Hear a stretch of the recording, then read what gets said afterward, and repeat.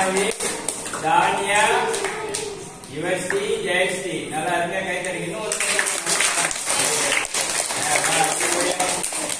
ஐந்தாம் வகுப்பு ரோஹித். சத்தமா சொல்லணும்.